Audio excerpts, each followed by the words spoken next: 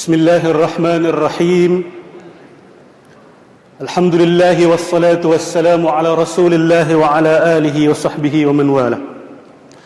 Kita mulakan dengan nama Allah Subhanahu wa taala. Kita bersaksi bahawa tiada Tuhan melainkan Allah dan baginda Rasulullah sallallahu alaihi wasallam Sayyidina Muhammad bin Abdullah adalah pesuruh Allah. Kita bersaksi bahawa tiada Tuhan melainkan Allah. Baginda Rasulullah Muhammad bin Abdullah adalah pesuruh Allah. Kita bersaksi bahawa tiada Tuhan yang layak disembah kecuali Allah Subhanahu wa taala. Dan baginda Rasulullah sallallahu alaihi wasallam Sayyidina Muhammad bin Abdullah adalah pesuruh Allah. Kita memuja dan memuji Allah Subhanahu wa taala dengan segenap puja-pujian yang selayaknya bagi Allah. Dan kita mohon kepada Allah untuk menyampaikan salam dan selawat kepada baginda Rasulullah sallallahu alaihi wasallam, pada ahli keluarga baginda Rasul sallallahu alaihi wasallam, para sahabat baginda Rasul sallallahu alaihi wasallam, para tabi'in, tabi'in, para ulama, aulia, syuhada, salihin, dan sekalian penuntut-penuntut ilmu yang ikhlas, dan sekalian mereka yang mengikut jejak langkah baginda Rasulullah sallallahu alaihi wasallam hinggalah ke akhir zaman. Assalamualaikum warahmatullahi taala wabarakatuh. أعوذ بالله من الشيطان الرجيم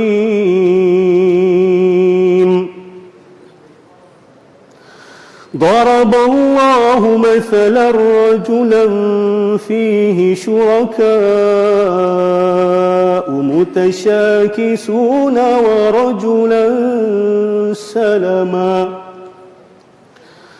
ورجلا سلما لرجل هل يستويان مثلا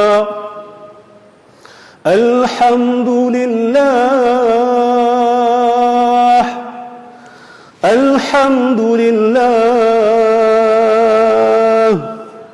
بل أكثرهم لا يعلمون. Sadaqallahul azim. Kita mulakan pada pagi ini dengan sepotong ayat daripada surah Az-Zumar ayat 29. Allah Subhanahu wa taala memberikan satu perumpamaan. Seorang lelaki yang ada tuan yang lebih daripada satu, mutasyakisun, yang saling bergaduhan, yang saling berebutan antara satu sama lain, dengan seorang lelaki yang memiliki seorang tuan sahaja. Hal yastawiyani mathala, adakah kedua lelaki ini sama? Seorang ada banyak tuan, seorang ada seorang tuan saja. Adakah sama dua lelaki ini? Alhamdulillah, segala puji bagi Allah. Bal aktsaruhum la ya'lamun, sesungguhnya kebanyakan manusia itu tidak tahu. Inilah antara manfaat kita belajar ilmu akidah. Dia mengajar kita fokus, menentukan hala tujuan hidup kita itu hanya satu. Tidak ada dua, tidak ada tiga, tidak ada empat, tidak ada lima. Tujuan tertinggi kehidupan seorang manusia itu, ada ultimate objektif yang paling tinggi sekali, hanyalah satu. Allah kasih perumpamaan orang yang ada banyak tuan dengan orang yang ada satu tuan. Sudah pasti kedua orang ini tidak sama. Yang satu banyak bos, maka dia punya kekeliruan dan percanggahan ada banyak. Orang yang tuannya seorang, satu sahaja, dia boleh fokus. Kehidupannya itu tidak banyak percanggahan. Boleh kita kasih perumpamaan sebuah negara juga, perumpamaan yang lebih besar. Negara yang terlalu banyak kumpulan-kumpulan yang masing-masing ada tujuan-tujuan tertinggi yang berbeza untuk negara, maka sudah pasti segala projek kemajuan akan tersangkut-sangkut. Bila mana saja ada satu cadangan daripada pihak A, mesti ada pihak B, C, D, E, F, G yang akan datang menentang. Bila ada cadangan daripada pihak B, A, C, D dan seterusnya datang menentang. Bila sentiasa ada percanggahan seperti ini, mampukah negara seperti itu maju? Mustahil. Begitulah juga seorang manusia yang mana Imam Al-Ghazali dan banyak para ulama kita memberikan perumpamaan diri manusia ini juga bagaikan sebuah kota, bagaikan sebuah negara. Dalaman kita ini jika terlalu banyak percanggahan, hari ini kita percaya A, besok kita percaya B, atau kita percaya 3, 4, 5 perkara tentang satu benda, maka mustahil manusia seperti itu akan maju. Setiap kali dia nak buat sesuatu yang baik, akan ada saja suara-suara lain dalam jiwa dia yang akan menghalang. Samalah seperti sebuah negara yang banyak revolusi dia, yang banyak dia punya Allahumma salli ala sayyidina Muhammad, pihak pembangkang dia terlalu banyak, sehingga apa saja projek nak buat terkandas. Maka ini, ibu-ibu, ayah, teman-teman sekalian, kepentingan tauhid dalam Islam. Dia mengajarkan kita fokus. Hari ini kalau kita pergi kedai-kedai buku, dia banyak cerita pasal the power of focus. Dalam bisnes, dalam apa, dia ajar fokus. Macam mana nak fokus kalau tujuan tertinggi kita ada banyak? Kita kata kita sembah Allah Subhanahu Wa Taala, dalam masa yang sama kita ada banyak sembahan-sembahan lain. Ayat ini bukan hanya ditujukan kepada musyrikin Quraisy zaman Rasulullah SAW yang sembah banyak berhala, tetapi juga relevan untuk kita dan sekalian manusia sampai akhir zaman. Sebab kita ini walaupun kadang-kadang menyembah Allah Subhanahu Wa Taala, tanpa kita perasan kita ada sembahan-sembahan lain yang kita letakkan bersama-sama dengan Allah Subhanahu Wa Taala. Kadang-kadang kita meletakkan harta di tempat yang sama tinggi dengan Allah Subhanahu Wa Taala. Kadang-kadang kita meletakkan isteri kita, bagi isteri pula kadang-kadang dia meletakkan suami dia. Bagi mungkin kekasih meletakkan kekasihnya, mungkin ada meletakkan kerianya di tempat yang sama dengan Allah Subhanahu Wa Taala. Maka ini dipanggil sebagai sembahan-sembahan yang diletakkan sebagai sekutu bagi Allah Subhanahu Wa Taala. Sebab kadang-kadang kita memberikan seluruh jiwa dan raga kita untuk perkara tersebut, maka tidak banyak beza dengan sembahan. Menyembah itu apabila kita mengabdikan diri kepada objek sembahan itu. Bila kita berikan segala-galanya, maka perkara itu ataupun objek itu sudah menjadi objek sembahan kita. Jadi penting ilmu akidah ini, ibu-ibu, ayah sekalian, teman-teman, mereka-mereka yang menyaksikan juga melalui internet, Facebook Time. Akidah adalah akar kepada agama kita. Setiap kali saya bermula, saya nak kena bangkitkan semangat balik. Sebab ilmu akidah ni dia kadang-kadang boleh berat sikit. Dia ada ilmu akidah yang ringan, ada yang tengahan, ada yang berat sikit. Saya biasanya saya akan bawa yang tengah-tengah. Yang tengah-tengah kadang-kadang tersentuh sikit yang susah. Jadi saya mohon maaf banyak-banyak kalau apa yang saya sampaikan ini mungkin tidak difahami. Tapi jangan bimbang, walaupun tidak difahami, insya-Allah awak tidak akan tersesat. Ramai orang takut, bila tak faham dia takut dia jadi sesat. Tidak semestinya begitu. Bila tak faham, KIV, keep in view, kita letak tepi. Boleh jumpa saya, boleh tanya soalan. Ya, tidak semua perkara boleh disampaikan dengan mudah, dan tidak semua perkara itu perlu dirumit-rumitkan. Ada sebahagian perkara itu boleh disampaikan dengan mudah, ada beberapa perkara harus diperjelaskan dan harus digunakan istilah-istilah yang kadang-kadang kita tak pernah dengar. Jadi bila dengar istilah-istilah tak pernah dengar, jangan kita kelang kabut dulu, mungkin hadam dulu. Kalau mungkin tidak jelas lagi, saya boleh jelaskan, boleh saja angkat tangan, minta ustaz boleh ulang lagi sekali, insya-Allah saya akan ulang. Bagi sesiapa yang ada soalan nak tanya terus, insya-Allah kalau saya boleh jawab, saya jawab. Ya. Allahumma salli ala sayyidina Muhammad. Baik, kita buat sedikit ulang kaji bagi sesi kita yang lepas. Sebab ni sebulan sekali, senang untuk kita lupa. Bulan lepas saya bercerita sedikit sebanyak berkenaan dengan 3 hukum utama yang diceritakan dalam akidah kita. Hukum syariat, hukum akal, dan hukum adat. Ingat 3 ni. Ni ada dia punya dimensi yang tersendiri. Hukum syariat kita semua dah tahu, yang 5 hukum tu. Wajib, sunnah, mubah, makruh, dan haram. Hukum syariat tujuannya adalah untuk memandu perbuatan manusia, supaya perbuatan kita itu betul. Ada juga dia panggil sebagai hukum akal. Dan hukum akal ni adalah untuk memandu fikiran manusia.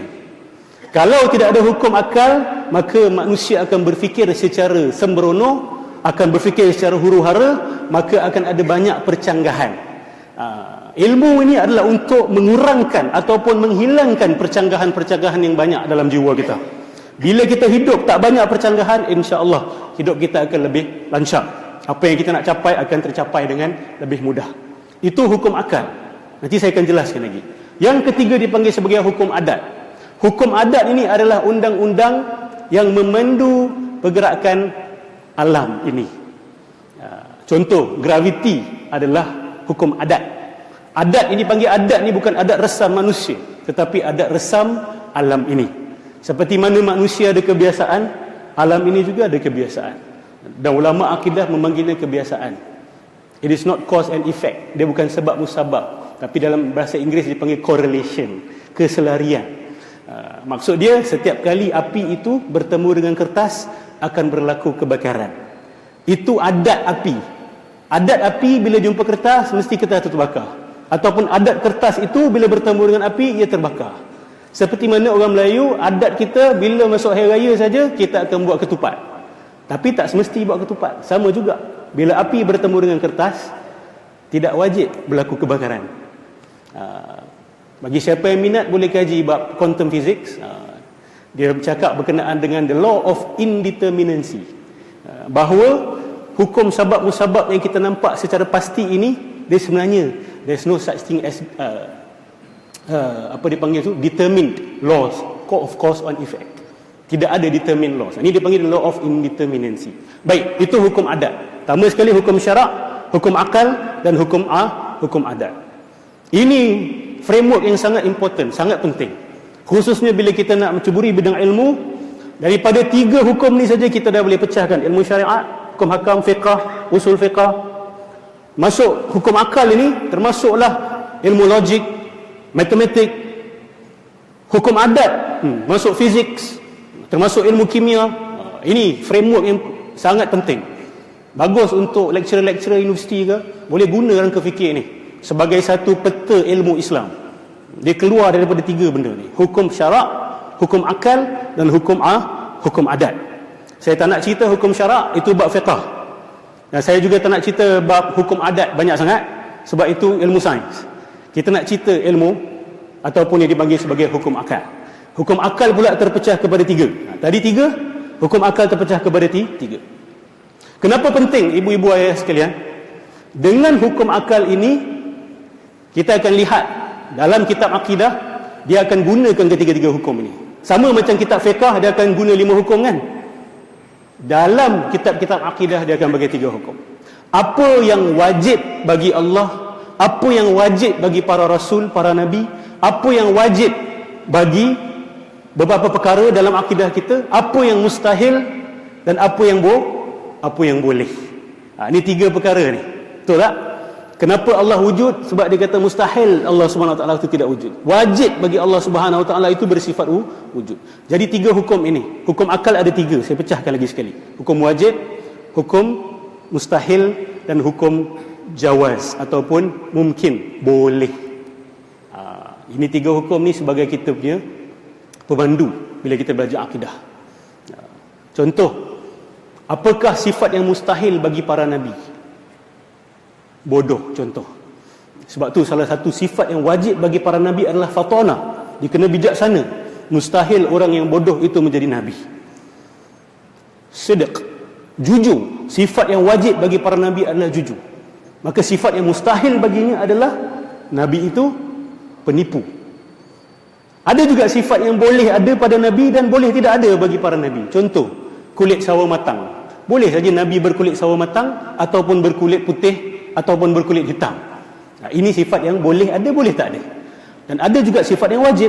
Sifat yang wajib itu jujur, sifat yang mustahil itu penipu. Nampak tak? Kita guna 3 hukum ni sebagai pemandu. Wajib, mustahil, boleh. Sama juga bila kita masuk sifat-sifat Allah, kita akan banyak gunakan 3 hukum ini. Apa yang wajib bagi Allah, apa yang mustahil bagi Allah, apa yang boleh bagi Allah. Jadi dah ada rangka ni dalam minda. Ada 3 hukum. Hukum akal terpecah kepada 3. Pecah pada 3. Ini kita buat mind map dalam minda kita. Jadi kita senang terbayang. Ya, insya-Allah.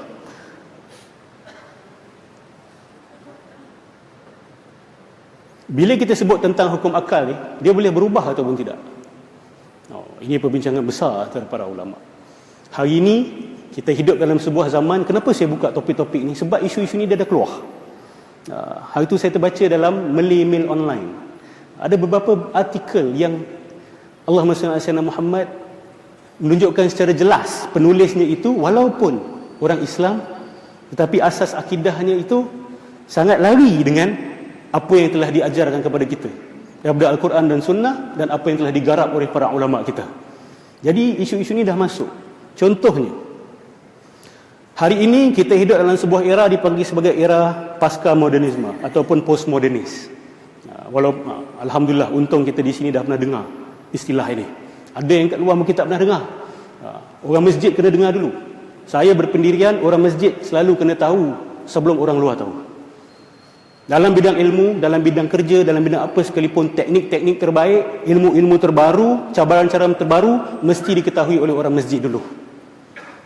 Takkan orang luar tahu dulu? Takkan orang yang bukan kaki masjid tahu dulu? Mana boleh? Kita orang yang sembah Allah Subhanahu Wa Taala, yang cintakan masjid, mesti kena tahu dulu. Postmodernism ataupun pasca modernisme ini, dia kata apa? Sudah tidak ada lagi yang dipanggil sebagai konsep kebenaran. Kebenaran tu tidak ada. Kita kena buang konsep tu dalam tong sampah. Cuba bayangkan, tengok. Dia dah bukan cerita pasal Allah tu ada ke tak ada, Nabi tu benar ke tak benar. Dia kata konsep kebenaran tu sendiri kita kena buang dalam tong sampah. There is no such thing as the concept of truth. Tidak ada yang dibagi sebagai truth itu. Ini berbahaya ni. Ini adalah kapet ataupun foundation kita. Dia orang cuba nak tarik kapet tu sampai kita tergolek jatuh. There's no such thing as truth or falsehood. Bila tidak ada kebenaran, maka tidak ada kebatilan. Akhirnya masing-masing dengan pandangan sendiri. Saya tak boleh kata awak salah, awak tak boleh kata salah. Saya tak boleh kata awak betul, awak juga tak boleh kata saya betul. Terpulang masing-masing ada kehidupan sendiri, ada dunia sendiri, perspektif sendiri, pandangan hidup sendiri, ilmu sendiri, pengalaman sendiri, rasa sendiri, perangai sendiri, terpulang. Maka tidak ada yang benar, tidak ada yang salah. Dan akal masalahnya di sini adalah mereka sebenarnya telah mengatakan tidak ada yang dipanggil sebagai hukum akal. Ini dia. Bila buang hukum akal, tidak adalah yang dipanggil sebagai kebenaran. Sebab dia kata masing-masing kita semua akal kita beza-beza. Pada awak Tuhan wujud sebab awak berfikir begitu. Pada saya Tuhan tak wujud sebab akal saya mengatakan Tuhan tidak wujud. Nampak ni dah di huru-hara ni. Ni kalau tak kekang ni huru-hara saya kata. Baru-baru ini, bukan baru-baru lah, 2 bulan lepas saya baca sebuah artikel. Dikatakan bahawa sifat keberagamaan antara di kalangan remaja-remaja di Singapura, seberang tambak saja, sudah semakin menurun. Sudah semakin ramai remaja meninggalkan agama. Tapi dalam artikel tu dia tak cerita tentang Islam. Dia cerita pasal Buddhism dengan Kristian. Dia tak touch pasal Yahudi maupun Islam dan agama lain. Tapi dia kata secara umum remaja-remaja hari ini sudah semakin hari semakin meninggalkan agama. Dan bila mereka interview, kenapa kamu tinggalkan agama? Di situ kita kena ambil perhatian. Kenapa mereka tinggalkan agama? Saya buat analisa sedikit, kita baca, saya kumpulkan. Yang pertama sekali, mereka ini, bagi siapa yang ingat saya pernah cerita sedikit pasal scientism. Sikit tak apa, lupa pun tak ada masalah. Bagi yang ingat untunglah. Mereka percaya bahawa apa saja yang tidak boleh dibuktikan dengan sains itu tidak benar.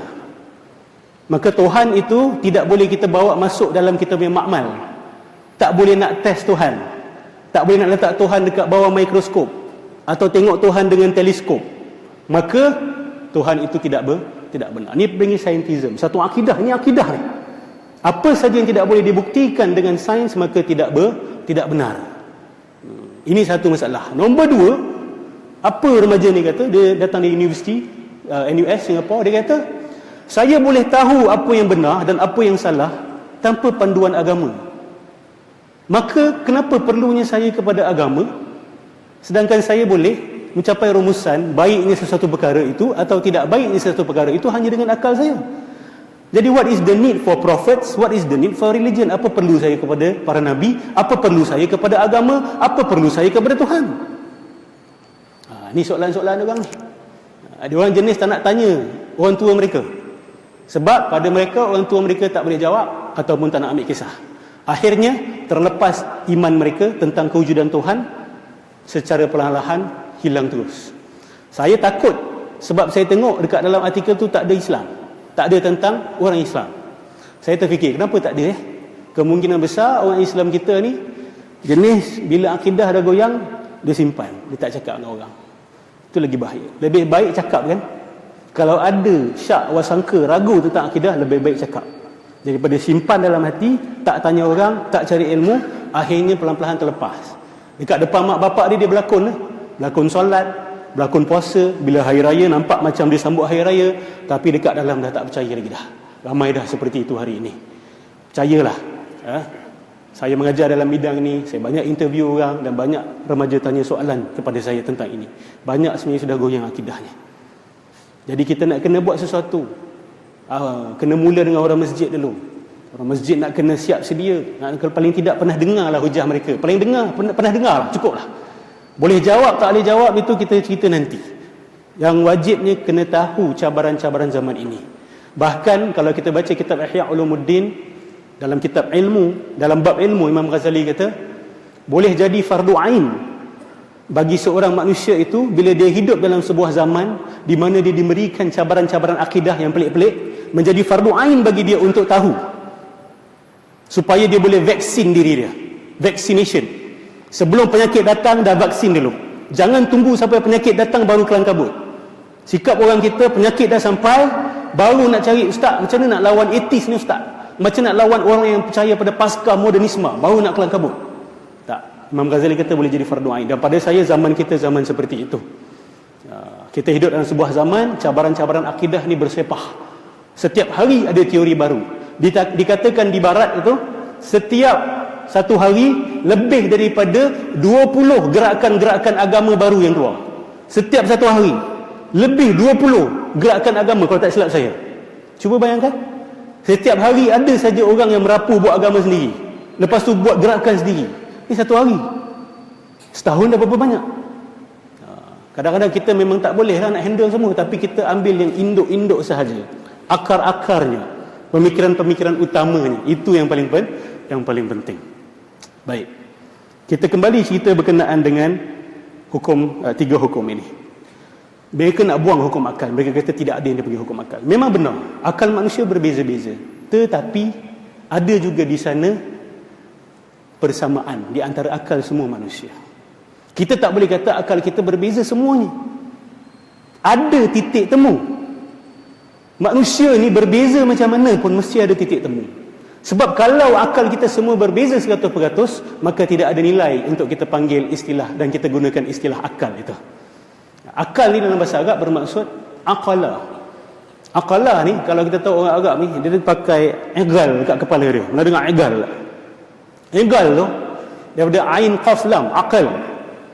Digunakan sebenarnya untuk menambat unta dan binatang tunggangan mereka daripada lari. Dikatakan bahawa lutut unta tersebut akan diakalkan dengan dia punya tali tersebut. Itu sebenarnya tali tu yang letak kat kepala tu, akal tu, untuk ikat unta daripada lari. Jadi itu dipanggil akal. Kenapa akal dipanggil akal? Sebab dia mengikat sesuatu. It minds and it binds. Dia mengikat. Dia mengikat apa? Dikatakan bahawa dia mengikat kalbu. Kalbu ni terbalik dengan akal. Akal ni, ini istilah saja, bukan bermakna akal dengan kalbu tu berbeza. Tidak. Istilahnya adalah kalbu ni, sikap dia suka berbolak-balik. Itu dia panggil qalaba, gelebak-gelebuk. Hari ni rasa gini, besok rasa begitu. Hari ni iman naik, besok iman turun. Itu qalb. Akal pula kerja dia mengikat. Dia stable. Jadi hubungan akal dengan kalbu ini dia menarik, very dynamic.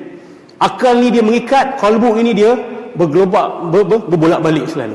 Jadi akal di sana adalah untuk mengikat hati supaya tidak melampau dalam sikap berbolak-baliknya, dan kalbu pula di situ adalah untuk meleraikan sedikit ikatan akal yang kadang-kadang terlalu ketat.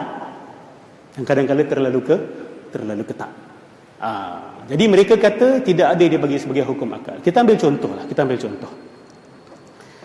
Antara hukum akal ataupun prinsip akal yang paling asas, yang saya rasa semua orang kena setuju, tidak boleh ada perbezaan tentang benda ni, iaitu satu perkara itu tidak boleh ada dan tidak ada dalam masa yang sama.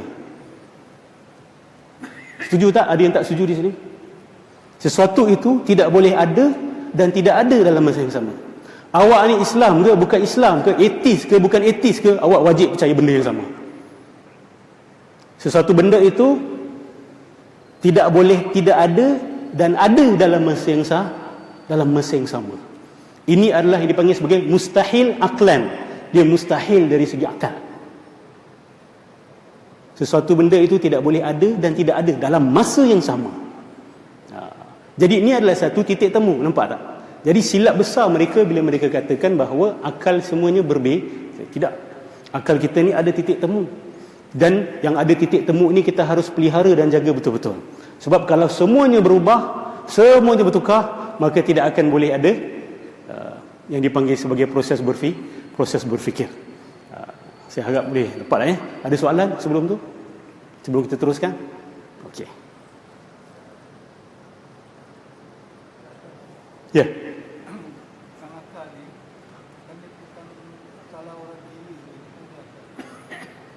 Baik, terima kasih. Soalan tentang orang gila kan? Macam mana dia? Mungkin soalan haji itu berkenaan dengan status dia sebagai umat Islam. Macam mana dia? Adakah dia dipertanggungjawabkan? Kita lihat antara perkara pertama yang kita belajar adalah tentang siapa itu yang dipanggil sebagai mukallaf. Kan? Sebelum solat itu menjadi wajib kepada seseorang, sebelum segala ibadat yang wajib itu menjadi wajib dan haram itu menjadi haram kepada seseorang, dia kena capai status yang dipanggil sebagai mukallaf. Mukallaf ini dalam bahasa Arab dipanggil dia sudah boleh dipertanggungjawabkan. Dia sudah boleh dipertanggungjawabkan. Siapakah orang yang sudah boleh dipertanggungjawabkan? Pertama sekali bila dia capai umur baligh. Tapi itu tak cukup lagi. Kalau dah sampai baligh tapi tidak akil, syarat yang kedua penting. Dia mesti berakal waras. Bila dia berakal waras sahaja dan dia dah sampai umur baligh, maka secara automatik dia sudah mampu untuk memikul tanggungjawab di bahu dia. Maka dia sudah boleh masuk neraka dan juga boleh memilih untuk masuk neraka ataupun untuk masuk syurga. Itu dia panggil sebagai mukallaf. Dia sudah boleh dipertanggungjawabkan. Nampak penting Islam ni? Itu syarat pertama, dia kena berakal. Kalau tak ada akal ataupun orang tu terlalu, minta maaf kata, terlalu bodoh sampai tahap dia ni hampir-hampir macam tidak berakal, orang seperti itu juga tidak ada pertanggungjawaban ke atas dia. Sebab dimasukkan dalam kategori ghairu aqil, tidak berakal. Sebab tu bila orang Islam kata akal ni tidak penting, ni bermasalah ni. Sebab itu syarat pertama kita jadi mukallaf. Kalau tak ada akal tak payah solat, tak wajib solat. Betul? Kalau tidak ada akal tidak wajib bayar zakat. Dia kalau minum arak pun dia tidak akan dipertanggungjawabkan. Jadi syaratnya adalah baligh dan aqil. Dah tanya poin ni, saya nak berkongsi sikit berkenaan dengan kenapa bila baligh saja kita sudah dipertanggungjawabkan. Kenapa tak sebelum tu ataupun selepas tu? Ini soalan penting ni. Sebab berlaku persoalan-persoalan berkenaan dengan kenapa dalam Islam ni, dalam sejarah Islam, wanita yang sudah baligh saja boleh dikahwinkan. Kan? Ini jadi soalan penting. Kenapa baligh saja sudah dipertanggungjawabkan? Kenapa baligh? Pada pandangan saya, ini pandangan saya. Kerana sepatutnya sistem pendidikan kita harus memastikan bila mana seseorang itu dah sampai umur baligh, dia sudah jadi dewasa. Sistem pendidikan yang membantutkan kedewasaan adalah sistem pendidikan yang belum berjaya lagi. Sepatutnya bila seorang lelaki ataupun seorang wanita dah capai umur baligh, dia secara automatik sudah jadi orang dewasa. Masa kan tidak. Bila dah baligh dan berakal saja sudah dipertanggungjawabkan atas dosa dia. Betul tak? Takkan tak boleh kahwin. Saya tak bercakap tentang konteks hari ni Jangan silap, jangan ambil saya punya quotation kata Ustaz Nur menggalakkan budak-budak umur 9 tahun, 10 tahun kahwin hari ni. Jangan silap faham apa saya kata. Saya hanya nak menjelaskan hikmah di sebalik kenapa Islam mengizinkan perkahwinan seperti itu. Kerana bila dah baligh wajib dewasa. Kita tengok anak-anak kita hari ni dah baligh pun belum dewasa-dewasa lagi. Ini menunjukkan bahawa pendidikan kita ataupun sistem pendidikan kita ada problem sikit. Sepatutnya baligh saja dah dewasa, dah boleh pikul tanggungjawab. Kenapa belum boleh lagi? Kenapa kena tunggu 18 tahun? Tok nenek kita 12 tahun, 13 tahun dah kahwin. Kenapa? Oh, konteks lain Ustaz. Memang betul konsep lain. Apa yang lainnya tu? Dulu 12 tahun dah pergi keluar menjaja, dah jaga adik-beradik, jadi matang mereka cepat. Hari ni anak-anak 12 tahun kita masih biarkan dia dalam bilik main game seorang-seorang. Sebab tu dia lambat dia punya pertumbuhan. Kita lambat nak kasi dia tanggungjawab, maka dia pun lembab dari segi kematangan dia. Jadi nampak Islam ni dia selari dengan fitrah. Bila tubuh tu dah boleh menghasilkan anak, bagi lelaki dah boleh hasilkan benih, perempuan sudah boleh hasilkan telur, maka tak masuk akal kalau orang tu sendiri belum boleh dipertanggungjawabkan atas dosa dan pahalanya sendiri. Bila tubuh dia dah boleh menghasilkan manusia lain, maka secara automatik dia juga sepatutnya sudah boleh menjaga diri dia sendiri. Tak masuk akal, badan dah boleh buat bayi, badan dah boleh bersedia buat bayi, tetapi dari segi minda belum siap lagi. Maksud dia dekat situ ada disintegration, maksud dia ada cerai-cerai. Akal lambat, badan dah maju. Ni yang dipanggil tadi itu juga lah. Dia banyak percanggahan. Ini sistem pendidikan moden hari ni. Ini kritikan saya sedikit lah. Jadi untuk kita faham kenapa. Sebab bila baca hadis, Rasulullah kahwin dengan Sayyidatina Aisyah umur berapa? Beza ulama' pendapat, tapi yang paling banyak cakap bawah 12 tahun dah kahwin dah. Ya, itu yang orang menuduh Rasulullah dengan tuduhan yang macam-macam. Nanti kita masuk bab Rasulullah SAW membuktikan kenabian Rasulullah SAW. Kita akan cerita dengan lebih lanjut tentang isu ini. Baik. Allahumma salli ala Sayyidina Muhammad. Baik. Kita dah clear tentang hukum akal. Kita dah boleh masuk sifat-sifat Allah Subhanahu wa taala. Ada berapa sifat Allah sebenarnya? Ada yang kata 20 kat sini? Ada kata 13 mungkin? Ada kata 11. Sebenarnya ulama berbeza pandangan. Tetapi yang sudah dipilih oleh ulama kita, khususnya ulama di Nusantara ini, mereka sudah mengkaji banyak kitab-kitab akidah dan mereka banyak yang sudah bersepakat bahawa kita ambil pelajaran sifat 20. Kerana pelajaran sifat 20 ini bukan nak menghadkan Allah kepada 20 sifat saja. Sebab ada orang tuduh begitu. Dia kata apa ni? Menghadkan Allah kepada 20 sifat. Sifat Allah ni banyak. Mana boleh kata Allah ada 20 sifat je? Saya tak pernah dengar seorang ulama yang mengajar sifat 20 menghadkan sifat Allah kepada 20 saja. Kenapa mereka kata sifat 20? Ada Rasulullah SAW kata Allah 20 sifat? Tak ada. Ada Rasulullah kata Allah 13 sifat, 11 sifat? Tidak ada. Tetapi para ulama ini tugas mereka adalah untuk menyesuaikan dengan masyarakat, keperluan masyarakat kita. Maka bila disebut sifat 20 ini, dikatakan bahawa sifat 20 ini adalah sifat-sifat induk. Jikalau awak tahu sifat 20 ini, insya-Allah sifat-sifat yang lain juga awak akan secara automatik tahu, tetapi tak secara pastilah. Contoh, kita ambil salah satu sifat Allah, iaitu Al-Qadir, yang maha berkuasa. Daripada sifat yang maha berkuasa ini, secara automatik kita tahu dia juga yang memberi rezeki, Ar-Razzaq. Secara automatik kita juga tahu dia yang menghidupkan dan dia yang mematikan. Nampak tak, dalam sifat 20 tak ada Ar-Razzaq, dalam sifat 20 tak ada Al-Muhyi, dalam sifat 20 tak ada Al-Mumit, yang menghidupkan dan mematikan. Tetapi macam mana kita tahu? Cukup dengan sifat induk, iaitu Al-Qadir. Tapi kalau nak mendalami, boleh mendalami. Sebab sifat Allah ni tidak ada had dia. Berapa sifat Allah? Ada kata 99. Itu pun tidak benar. Sebenarnya sifat Allah tu lebih daripada 99. Macam mana kita nak hadkan Allah, nak hadkan sifat-sifat Allah? Kadang-kadang sifat manusia pun kita kadang-kadang nak senaraikan tak habis-habis dah. Kan? Apatah lagi sifat Allah Subhanahu wa taala. Tapi 20 ini dipanggil sebagai sifat induk. Awak tahu sifat 20 ini, insya-Allah secara automatik awak akan tahu sifat-sifat lain. Ustaz, kenapa tak belajar semua, Ustaz? Sebab umur kita pun terhad. Kalau kita hidup tak meninggal-meninggal, maka silakanlah semua belajar nama-nama Allah yang tidak ada had dan tidak ada batas. Ulama tahu manusia ni umur ada had. Kalau nak belajar semua sifat Allah, tahu makna semua nama Allah, habislah. Kalau itu wajib bagi sekalian umat Islam, habislah kita. Kena tahu apa makna Al-Basir. Al-Basir kenalah, itu dalam sifat 20. Kena tahu apa makna Ad-Daim. Salah satu sifat Allah tu, nama Allah Ad-Daim, yang maha berterusan, tidak pernah terhenti. Apa lagi? As-Sultan, salah satu nama Allah Subhanahu wa taala, As-Sultan. Kan? Pemilik kekuasaan. Al-Hannan, Al-Mannan, Al-Wadud, Al-Muhaimin, Al-Aziz, Al-Jabbar. Ni semua nama ada dalam Quran. Ada juga nama-nama yang tak ada dalam Quran. Kalaulah wajib bagi semua orang untuk tahu semua sifat ni, habis kita. Maka itu ulama merumuskan kepada 20, bukan menghadkan kepada 20. Jadi jangan kita silap faham bab ni.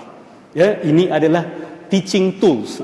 Ini adalah alat mengajar yang digunakan oleh para ulama untuk meringkaskan kepada 20. InsyaAllah tahu 20 ini, yang lain kita boleh berfikir sendirilah. Tapi jangan sampai terfikir sendiri tanpa panduan pun boleh tersesat juga. Tapi paling tidak 20 ini dah tahu, insyaAllah selamat. Ada soalan? Allahumma salli ala sayyidina Muhammad. Sifat yang pertama, Allah Subhanahu wa ta'ala. Dalam sifat 20 kita belajar Allah wujud. Allahu wujud.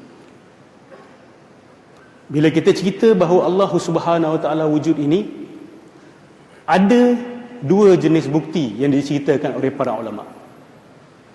Yang pertama dipanggil bukti dari segi nakal ataupun dalil nakli. Yang kedua dipanggil sebagai dalil akli. Dalil ataupun hujah daripada Al-Quran dan Sunnah dipanggil nakli, dipanggil nakal, nun, qaf, lam. Nakal ini kita dapat melalui penyampaian. Kita tahu melalui penyampaian para nabi, melalui wahyu. Dipanggil naqala, dipindahkan, diberikan. Itu dalil nakli daripada Quran dengan hadis.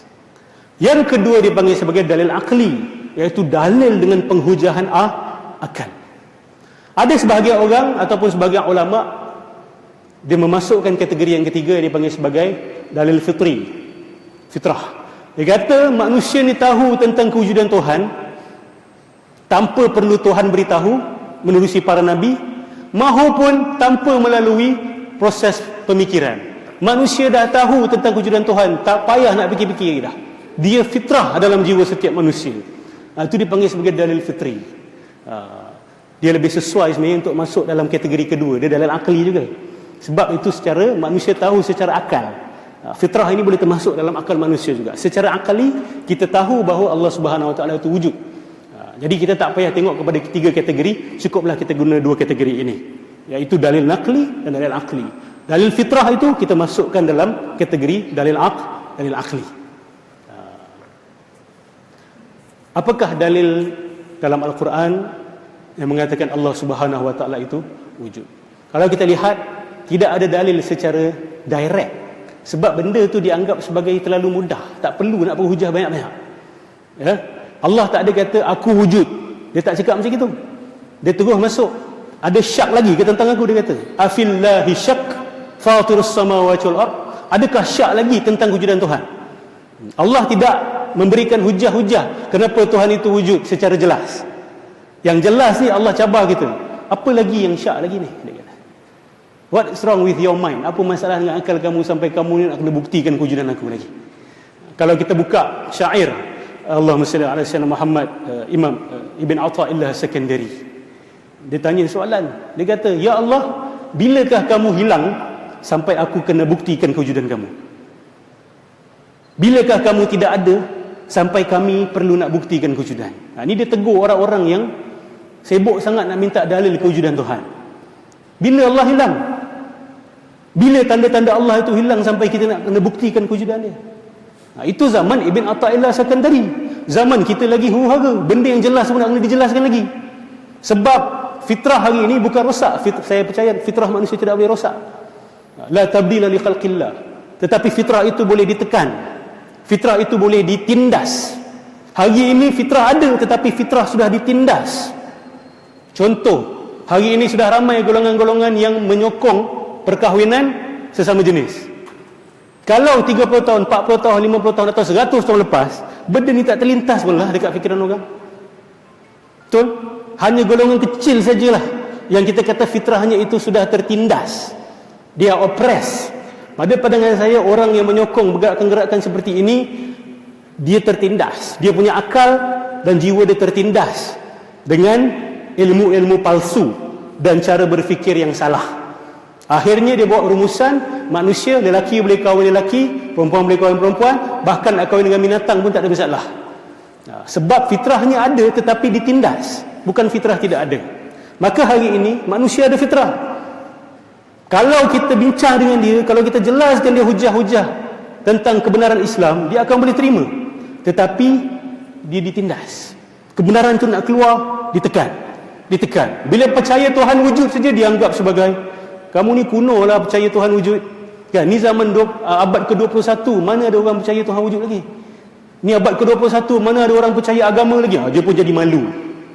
Bila malu tu dia tekan, dia fitrah. Tapi dalam tu ada, fitrah tu ada. Tapi dia tekan kerana malu. Ini dipanggil peer pressure, tekanan daripada kita punya peers, daripada kita punya orang-orang seangkatan kita, kawan-kawan kita, keluarga kita, guru-guru kita kadang-kadang dekat sekolah. Malu sampai orang nak beragama sebab ditekan, ditindas. Jadi patah balik tadi, ada dalil naqli, ada dalil akli. Dalil naql kita boleh ambil antara yang paling jelas, ya, surah Ali Imran ayat 190 ke 191. Ustaz, kenapa kita gunakan ayat Quran, Ustaz? Kalau orang-orang ni dia tak percaya Quran, takkan kita nak guna hujah Quran? Tak ada masalah. Sebab apa? Quran ni, hujah dia juga berdiri atas dasar yang rasional. Dalam dalil naqli sebenarnya ada dalil akli. Jangan kita pisah-pisahkan. Dalil naqli itu mengandungi dalil akli sekali. Dan dalil-dalil akli yang ulama senaraikan sebenarnya diambil daripada dalil naqli. Sebab ada orang kata, Ustaz, mana ulama-ulama ni dapat dalil akli, Ustaz? Hujah-hujah dari segi akal membuktikan wujudan Tuhan. Saya jawab mudah, dia dapat daripada ayat Quran. Dia dapat daripada hadis Rasulullah sallallahu alaihi wasallam, tetapi secara indirect, secara tidak direct. Kalau dalam bahasa istilah usul fiqh dia panggil istinbati, bukan secara nafsi. Nafsi ni secara direct. Hujah secara direct menggunakan Quran dan Sunnah, ataupun secara istinbati. Istinbati ni secara indirect. Contoh indirect dalil. Nabi tak pernah kata pergilah belajar usul fiqh, sebab usul fiqh memang tak ada zaman Rasulullah SAW. Jadi kalau guna istilah secara umum, usul fiqh tu juga bid'ah dari segi bahasa, kan? Usul fiqh itu adalah bid'ah, tapi bid'ah yang baik, bid'ah hasanah. Sebab zaman Rasulullah tidak ada suruh belajar usul fiqh. Imam Syafi'i buat usul fiqh. Macam mana Imam Syafi'i dapat hujah untuk buat ilmu usul fiqh? Itu ada dalilnya dalam Al-Quran dan Sunnah, tetapi secara tidak direct. Tidak direct itu Rasulullah tak sebut usul fiqh. Allah juga tidak sebut usul fiqh dalam Al-Quran, tetapi secara tidak langsung. Jadi dalil ada dua. Satu dalil nafsi, secara nas, ini dikatakan Imam Nawawi, ya. Satu dipanggil istinbati, secara tidak direct. Jadi dalil akli yang disenaraikan para ulama itu diambil secara indirect daripada dalil-dalil naqli yang datang dari Al-Quran dengan hadis. Jadi tidak benar untuk kita kata dalil akli itu adalah hasil ciptaan para ulama secara sendirian, secara pandai-pandai. Tidak. Mereka sebenarnya mengambil inspirasi daripada nas Al-Quran dengan hadis. Baik. Surah Ali Imran ayat 190 ke 191. A'udzu billahi minasy syaithanir rajim. Inna fi khalqis samawati wal ardi wa ikhtilafil laili wan nahar واختلاف الليل والنهار لآيات لأولي الألباب الذين يذكرون الله قياما وقعودا وعلى جنوبهم ويتفكرون في خلق السماوات والأرض ربنا ما خلقت هذا باطلا سبحانك فقنا عذاب النار. Sadaqallahul azim. Sesungguhnya di dalam penciptaan langit-langit dan bumi dan perubahan malam dan siang terdapat tanda-tanda bagi ulul albab. Siapakah ulul albab itu? Orang-orang yang masih memiliki lubbun. Albab itu adalah jamak bagi singular ataupun apa dia panggil tu? Singularnya lubbun. Albab jamak ataupun kata ramai kepada lubbun. Ulul albab adalah orang-orang yang masih memiliki lubbun. Lubbun itu apa? Kalau kita buka kamus-kamus dan buka tafsir, lubbun itu bermaksud benih. Benih apa? Maksud dia masih boleh ada kehidupan, jiwa dia itu masih hidup, masih boleh tumbuh lagi. Pohon-pohon yang mendatangkan hasil-hasil yang baik sehingga boleh memberikan manfaat kepada manusia lain. Itu dipanggil sebagai ulul albab, orang yang jiwa-jiwanya hidup. Bila nampak hujan, air matanya boleh jatuh. Bila nampak tanda-tanda Allah, pemikirannya itu bergerak. Ini orang yang ada lub yang masih hidup. Ada orang dah tak ada lub lagi dah. Dia meneruskan kehidupan ni bagaikan zombie. Zombie ni sebenarnya nama orang Islam kan? Pejuang Afrika. Musuh Islam dia benci sangat dengan zombie ni, imam zombie ni. Maka dia gunakan nama tersebut untuk sebagai boogeyman, untuk menakut-nakutkan kanak-kanak. Katakan zombie ni mayat bernyawa. Sebenarnya zombie ni adalah nama seorang pejuang Islam di Afrika. Jadi kita janganlah menghina nama zombie lagi. Nama-nama cerita janganlah letak nama-nama zombie lagi. Sepatutnya kita memberitahu masyarakat zombie itu nama seorang ulama. Jangan pula letak nama anak zombie sekarang ni. Nanti orang tuduh yang macam-macam. Tapi mungkin kita boleh kongsi, zombie itu adalah nama seorang ulama. Jadi dalam istilah hari ini, bila disebut zombie bermaksud mayat bernyawa, mayat berjalan. Banyak orang macam gitu kan, tengok tanda-tanda Allah berada di sekeliling tapi masih buta. Sebab dia punya hati dah tak ada lub, dia tak ada benih. Siram air macam mana pun benih dah mati dah, tak boleh nak tumbuh apa pergi dah. Tanah dah tak subur, benih dah rosak. Tuang air, kasih ilmu macam mana pun tak ada benda yang bangkit dalam hati kan. Itu patut kelang kabut tu. Apa ustaz dengar ilmu tapi hati macam je ustaz, macam kat hospital orang dah meninggal kan. Dia tak ada naik turun, dia dengar nama Allah sama, dengar ilmu sama, dengar cerita para sahabat sama, ustaz ajak berfikir pun gitu juga juga. Itu kena kelang kabut sikit. Sebab takut dah jadi zombie dah. Zombie istilah hari ni bukan zombie yang asal. Jadi zombie yang asal bagus, jadi pejuang agama. Tapi zombie hari ni jangan macam itu, harus bimbang. Maksud dia sudah tidak ada lub lagi. Bila tidak ada lub, tidak boleh faham tanda-tanda Allah Subhanahu Wa Taala. Dan bila tidak boleh faham tanda-tanda Allah, macam mana nak sembah Allah Subhanahu Wa Taala?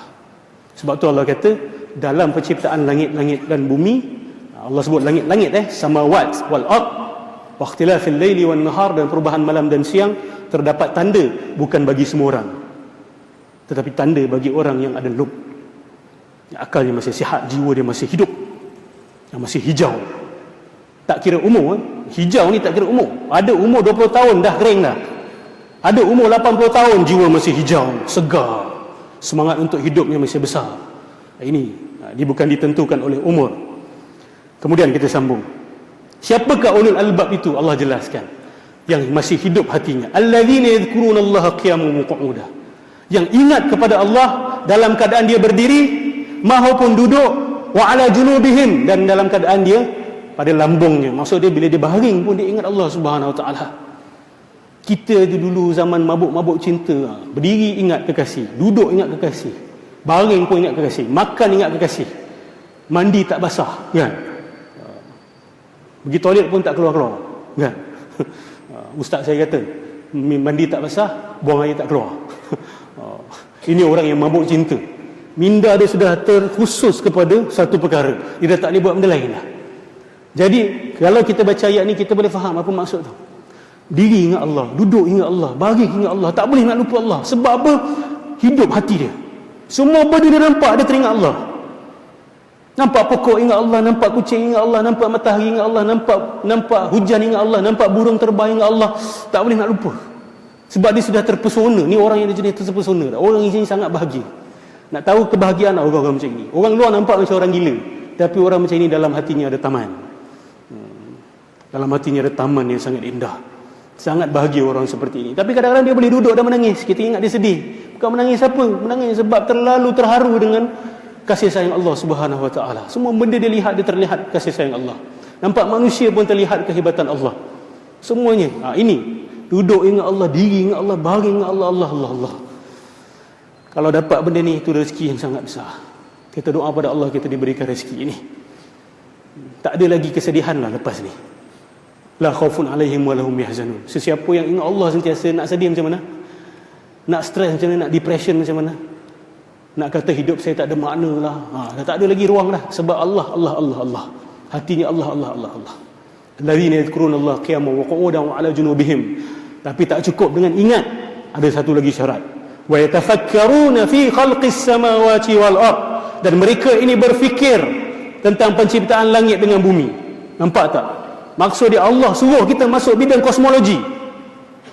Allah suruh kita berfikir tentang penciptaan langit dengan bumi. Jadi kalau anak-anak minat bidang kosmologi, galakkan dia buat frame ayat ni, letak dekat bilik dia, biar dia jadi kosmologis Islam yang hebat. Hari ni kosmologi kita kena refer dan rujuk kepada orang bukan Islam. Kenapa? Sedangkan ayat ni ada dalam Quran. Berfikir tentang penciptaan, mana datang alam ni, kan? The beginning of the universe and the end of the universe. Kena fikirkan mana mula alam ni dan ke mana dia punya pengakhiran dia. Wajib bagi sebahagian orang, ya. Siapa nak jadi ulul albab kena fikir benda-benda ni. Wa yatafakkaruna fi khalqis samawati wal ard. Kemudian dia punya syahid ayat dia apa? Dia kata, kemudian orang-orang ni akan cakap apa? Rabbana ma khalaqta hadza batila. Ya Allah, tidaklah engkau menciptakan segala ini secara batil. Batil itu boleh juga diterjemahkan sia-sia. Ya Allah, mustahil segala kehebatan ini terjadi dengan sendirinya daripada ketidaksengajaan ataupun secara sia-sia. Ini penting ni. Daripada ayat ini banyak hujah akal yang dapat dikeluarkan. Daripada ayat ini sahaja banyak dalil akli yang boleh dikeluarkan. Dan sebenarnya dalil-dalil akli yang dikedepankan oleh para ulama banyak datang daripada ayat ini. Contohnya Ibn Rushd, dia menggunakan satu dalil yang dipanggil sebagai dalilul inayah, diambil juga daripada ayat ini. Kita ingat tu sebagai dalil akal, tapi tidak, sebenarnya adalah penafsiran kepada ayat ini. Ya, penafsiran kepada ayat ini. Ustaz, macam mana kita teruskan? Pukul apa nak berhenti? Okey, insya-Allah. Boleh 7.30? Ni sarapan belum habis lagi ni. Sarapan belum habis. Ni sarapan, lepas ni ada sarapan badan, ni sarapan minda. Allahumma salli ala sayyidina Muhammad. Rabbana ma khalaqta hadza batila. Ya Allah, tidak engkau jadikan perkara ini sia-sia. Bila sebut sia-sia, nak kena faham sia-sia itu makna apa, dan apakah lawan bagi sia-sia. Di sinilah perbincangan ahli saintis dan ahli falsafah zaman moden hari ini. Dia bercakap tentang isu rawak. Rawak ni apa dalam bahasa Melayu dipanggil randomness. Rawak, kerawakan, random. Secara benda yang berlaku secara tidak sengaja. Contohlah kita ambil Lego, box of Lego, satu kotak Lego anak kita campak ke bawah, berterabur. Berterabur itu dipanggil sebagai random. Tidak ada orang rancang apa-apa. Dia secara rawak dia berlaku. Mungkin bila campak tu, 2 blok Lego tu tercantum. Itu berlaku secara tidak sengaja. Tidak ada orang yang pergi duduk ambil 2 tu masukkan ataupun pasang. Tapi kalau ada orang ambil Lego, pasang, itu tidak dipanggil sebagai rawak. Itu ada yang melakukannya.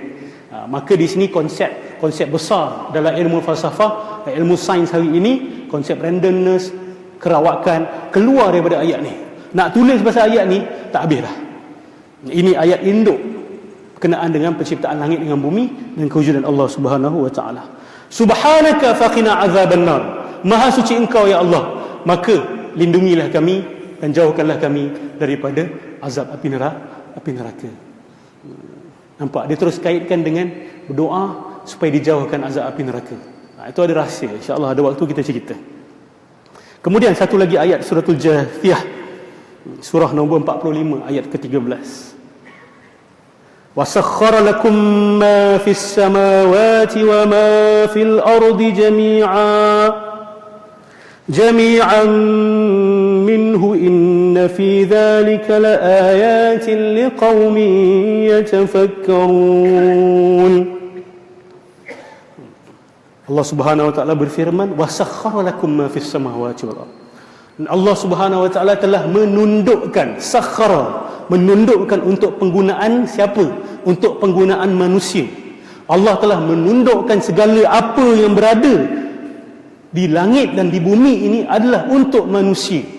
Ini penting ni. Kita ni adalah the crown of creation.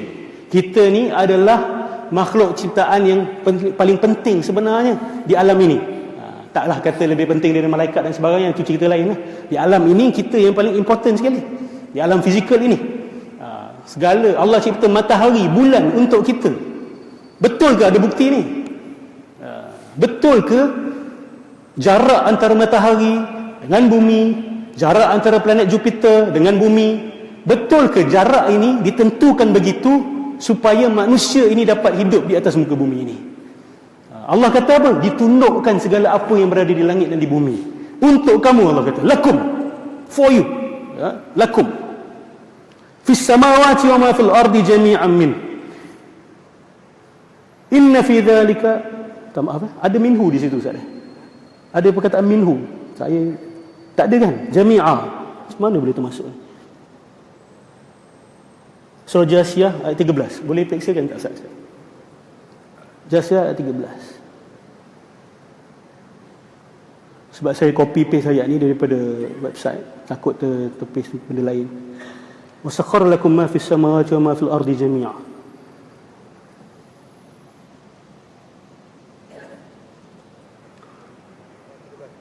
Ayat 13.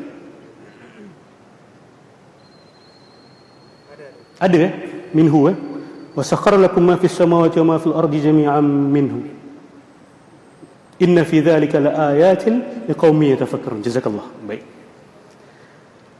Satu lagi ayat. Am khuliqu min ghairi syai'in am humul khaliqun. Surah At-Tur ayat 35. Surah nombor 52 ayat nombor 35. Am khuliqu min ghairi syai'in am humul khaliqun. Adakah mereka itu, manusia-manusia mencabar Tuhan itu, yang mengkafirkan tentang kewujudan Allah Subhanahu wa taala, adakah mereka itu dicipta daripada ketiadaan, dicipta daripada tiada, created out of nothing? Dalam bahasa Latin ex nihilo, created out of nothing, dicipta daripada tiada. Am humul khaliqun, atau mereka tu pencipta? Ini soalan besar Allah tanya. Manusia, adakah kamu ini dicipta daripada ketiadaan atau kamu sebenarnya yang mencipta? Ini soalan penting. Kenapa saya kata penting? Sebab manusia ni kalau dia menggunakan akal dia tak akan lihat makhluk lain yang lebih pandai daripada dia di alam Allah Subhanahu Wa Taala ini. Jangan masukkan jin dengan malaikat lah. Sebab jin malaikat tu tidak boleh digapai oleh panca indera kita. Tapi kalau guna panca indera, tengok alam Allah ni, tidak ada makhluk lain yang lebih bijaksana daripada manusia. Maka Allah kata di sini, kalau tidak ada Tuhan, maka kamulah kandidat ataupun calon yang paling possible, yang paling mungkin sekali untuk cipta alam ini. Sebab kamu yang paling pandai sekali. Kalau kamu sendiri tidak dapat mencipta diri kamu sendiri, ini menunjukkan bahawa di sana ada yang lebih tinggi daripada kamu. Sebab kamu sendiri tak dapat cipta diri kamu, sedangkan kamu ni dianggap sebagai yang paling hebat sekali. Saya kata memang betul lah. Adakah makhluk yang lebih pandai dari manusia? Beruk, dolphin, penguin, tak ada. Sejauh ini tidak ada yang seperti manusia.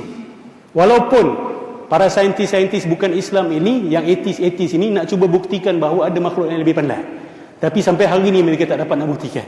Manusia tetap yang paling bijaksana sekali.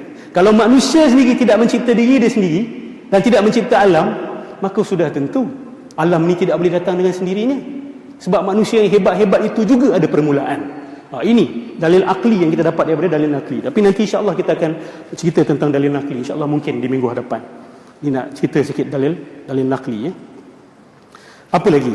Suratul An'am ayat 76 sampai 79. Ini ayat menarik tentang dialog Nabi Ibrahim.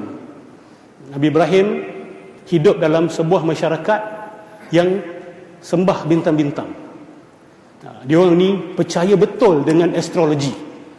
Sebenarnya ilmu astrologi ni tak pernah hilang. Sampai ke hari ini, sampai ke lani masih orang percaya tentang astrologi. Pernah berlaku zaman Sayyidina Ali keluar nak pergi perang. Orang datang jumpa Sayyidina Ali, "Ya Sayyidina Ali, sebelum kita keluar pergi perang, mari kita buat tatayur." Tatayur ni apa? Saya tak tahu macam nak terangkan dalam bahasa Melayu perkataan dia. Cuma dia begini, tatayur ni maksudnya tilik nasib. Nak pergi perang ke tak nak pergi perang? Mari kita ambil seekor burung, kita campak dia. Kalau burung tu pergi sebelah kanan, kita keluar. InsyaAllah kita menang. InsyaAllah kita. Kalau campak, dia terbang sebelah kiri, jangan pergi. Kalau, tak nak sebutlah perkataan ni, SIAL lah dalam bahasa Melayu. Nasib tak baik lah. SIAL tu dipanggil kan. Kalau dia terbang belah kiri, jangan keluar. Sayyidina Ali kata, habis kalau kedua-dua belah pihak itu, yang musuh kita campak burung terbang belah kiri, kita pun campak burung terbang belah kiri, macam mana pula? Kan? Itu tatayur menggunakan burung. Ada tatayur menggunakan bintang-bintang. Walaupun dipanggil tatayur tu ada perkataan burung, tapi dipanggil tilik nasib. Dia kata kalau bintang sekian-sekian berada di tempat sekian-sekian, kita jangan keluar pergi perang. Itu nasib tidak baik. Sayyidina Ali jawab balik, adakah bintang mereka dengan bintang kita berbeza? Simple logik kan?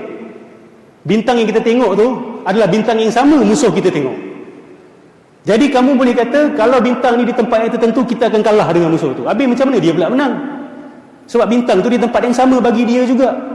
Jadi kenapa kita kalah dia menang? Kan? Jadi ilmu astrologi ini sudah ada kritikan-kritikan hebat daripada para ulama kita, khususnya Imam Fakhruddin Ar-Razi. Dia pakar dalam bidang astrologi. Ini dia panggil tanjim. Dia pakar, tetapi dia pakar bukan amalkan, dia adalah untuk mengkritik. Banyak ulama kita pakar ilmu tanjim ini. Ilmu ni dipanggil horoskop lah hari ni. Kan? Awak ni jenis Aquarius ke, Gemini ke? Jangan terkejut kadang-kala tepat. Jangan terkejut. Dan bila tepat, kena, bukan bermakna ilmu itu benar. Ini perbincangan panjang oleh Imam Fakhruddin Ar-Razi. Seorang sahabat pernah tanya Rasulullah, "Ya Rasulullah, macam mana bomoh-bomoh ni, dukun-dukun ni, kadang-kadang dia cakap benda betul ya Rasulullah?" Ni jangan terkejut, sebab orang kita senang terperangkap. Dengar tukang obat ni cakap benda betul je, oh ni mesti hebat ni. Awak ni tak payah bilang sakit apa. Saya tahu lutut awak tu ada letak skru tu, skru dah longgar. Ada besi kat lutut, betul tak? Uish, macam mana dia tahu ni? Ni mesti wali ni. Kan? Kita senang-senang terperangkap, senang-senang kena tipu. Kan? Padahal dia dibisikkan oleh jin. Kan? Jin tu berkomunikasi dengan qarin kita, dia tahu cerita semua. Ini betul. Dia bukan berlaku di kalangan orang Melayu saja, berlaku dalam semua bangsa dalam dunia ni. Cuma jin ni dia halus. Dia taklah bercakap, "Assalamualaikum," kan? Terkejut semua orang, kan? Dia pandai untuk memasukkan idea tanpa perlu mendengar suara dia. Dalam minda, dalam otak kita straight dia masukkan message melalui electrical signals. Itu ada cara-cara dia tertentu lah. Dia pun pakar juga tentang autonomi, anatomi badan kita, tentang otak kita, dia pakar jin ni. Jadi ada orang kita tengok dia tahu macam-macam. Awak semalam buat gini, buat gitu kan? Nama mak awak begini, nama bapak awak, tahu semua. Kita pula senang-senang kata dia wali. Jangan. Itu mungkin boleh wali ataupun wali syaitan. Wali syaitan juga boleh buat benda itu. Dan mereka juga menggunakan horoskop. Awak takkan boleh jadi bomoh kalau awak tak guna horoskop. Semua bomoh pakai horoskop. Dia ada ilmu bintang Melayu, kan? Dipanggil ilmu tanjim Melayu. Jadi kita ilmu psikologi moden pun dia kadang-kadang guna horoskop ni. Saya sangat menentang penggunaan horoskop. Walaupun kadang-kadang boleh tepat, jangan pakai. Don't use it. Walaupun kadang-kadang kita buat psychological profiling dengan menggunakan horoskop juga. Ada orang buat macam itu. Dia berbahaya. Sebab Nabi kata apa? Nabi kata, betul. Mereka akan menyampaikan kebenaran yang syaitan-syaitan dan jin-jin mereka dengar daripada langit, pasang telinga. Kemudian mereka akan campur adukkan dengan kebatilan. Sebab tu orang yang jumpa bomoh, yang jumpa dukun, dia selalunya akan keliru dan akan bergantung kepada bomoh dan dukun tu. Sebab bomoh dan dukun tu akan cakap benda betul, tapi dia akan campurkan benda palsu, benda salah. Dia tak akan kasih awak 100% kebenaran. Dia akan campur adukkan. Jadi Rasulullah ada kata dah ni. Nabi jelaskan kepada para sahabat. Dan salah satu teknik yang mereka guna adalah menggunakan tanjim ataupun horoskop. Allahumma salli ala Sayyidina Muhammad. Jadi kisah Nabi Ibrahim ini, kita habiskan kisah Nabi Ibrahim lah ya. Dia hidup di kalangan orang-orang yang percaya bintang-bintang ni. Apa yang berlaku di antara bintang-bintang itu akan memberi kesan kepada apa yang berlaku atas muka bumi. Gerakan bintang, posisi bintang akan memberi kesan kepada apa saja yang berlaku di atas muka bumi ini. Jadi siapa yang nak faham apa yang sedang berlaku dan nak faham apa yang akan berlaku dan yang sudah berlaku, cukup hanya dengan melihat layar langit. Dia panggil, that is your screen. Awak faham bintang-bintang ini, awak faham kenapa berlaku beberapa perkara dan kenapa akan berlaku beberapa perkara. Jadi Nabi Ibrahim pun buat proses dialog. Bagi siapa yang belajar ilmu logik ataupun ilmu falsafah, ini dipanggil Socratic method. Method Socrates. Socrates ini seorang ahli falsafah barat. Macam mana nak buktikan orang tu salah? Kadang-kadang tak payah bilang yang dia salah. Tak perlu kata awak ni salah sebenarnya. Tak payah. Cukup kadang-kadang tanya dia soalan. Tanya dia. Kalau dia salah, dia akan bercanggah dengan diri dia sendiri. Kalau dia salah, dia akan bercanggah dengan diri dia sendiri. Jadi tak payah bilang, kamu ni salah tau. Kadang-kadang tak payah. Tanya dia soalan. Okey, kalau kamu percaya begini, apa pandangan kamu tentang ini pula? Apa pandangan kamu tentang itu? Nanti awak akan nampak percanggahan. Bila percanggahan, maksud dia awak sudah menang dalam persilatan minda. Kita panggil silat minda. Kita nak kena lock dia, kan? Nak kena apa dipanggil bahasa Melayu? Sampai dia tak boleh bergerak tu. Adalah istilah-istilah tu, saya pun tak pasti ya. Ini silat minda sampai dia bercanggah dengan diri dia sendiri. Itu dipanggil Socratic method. Sebenarnya Nabi Ibrahim dah pakai dulu dah. Ini dipanggil Abrahamic method. Kita tak pernah panggil Socratic method, Abrahamic method. Dia tak pergi jumpa orang-orang yang sembah bintang ni. Dia tak kata kamu ni salah. Walaupun ada beberapa keadaan Nabi Ibrahim buat begitu dengan bapa dia. Ada kata bapa dia Azar, ada kata Azar itu pakcik dia. Ulama ada berbeza pandangan. Tapi strategi yang Allah berikan dalam suratul An'am ayat 76 sampai 79 ni ialah metod. Baik, saya akan nanti sebentar lagi. Baik ya. Apa dia sebut? Dia pergi jumpa orang-orang ni, dia tanya-tanya soalan. Dia kata, kamu percaya apa? Oh, bintang ni Tuhan. Okeylah. Aku pun percayalah. Ini lakonan ya. Ini lakonan. Dia bukan percaya betul-betul. Okeylah, aku pun berlakonlah bintang ni sebagai Tuhan. Tapi bila masuk pagi, bintang hilang. Betul? Bila bintang hilang, Nabi Ibrahim pun toleh pada mereka. Ini Tuhan, apa ni hilang-hilang ni? Kejap ada, kejap tak ada. Kan? Takkan aku nak pergi sembah Tuhan yang ada dan tak ada. Sekejap ada, sekejap tak ada. Kan? Dia tanpa memberitahu mereka salah. Tak payah cakap pun. Ini ada contradiction. Dia menunjukkan percanggahan mereka. Okeylah kalau gitu aku percayalah bulan ni sebagai Tuhan. Sama juga. Bila masuk pagi, bulan juga hilang. Maka Nabi Ibrahim kata, Tuhan apa ni kalau hilang-hilang ni? Okeylah kalau bulan tu kecil, aku percaya pula sekarang matahari ni sebagai Tuhan. Ini lakonan semata-mata ya. Matahari. Bila masuk malam, matahari juga hilang. Dia kata, la uhibbul afilin. Aku tak suka. Tuhan apa ni yang boleh hilang-hilang? Tak berkuasa lah maksudnya itu. Dia perlu rehat lah. Kan? La uhibbul afilin. Ni 4 ayat utama tentang kewujudan Allah Subhanahu Wa Taala. InsyaAllah bila kita ada kesempatan di lain hari, kita akan jelaskan lebih lanjut dengan dalil-dalil akli yang dikeluarkan daripada dalil-dalil nakli ini insyaAllah. Minta maaf mengambil terlalu panjang waktu. Semoga bermanfaat. Semoga Allah Subhanahu Wa Taala redha dengan kita. Semoga Allah Subhanahu Wa Taala terima apa yang kita buat ini, dan semoga Allah Subhanahu Wa Taala pandu kita kepada amal-amal yang Dia terima insya-Allah. Amin ya rabbal alamin. Wabillahi taufiq wa hidayah. Assalamualaikum warahmatullahi taala wabarakatuh.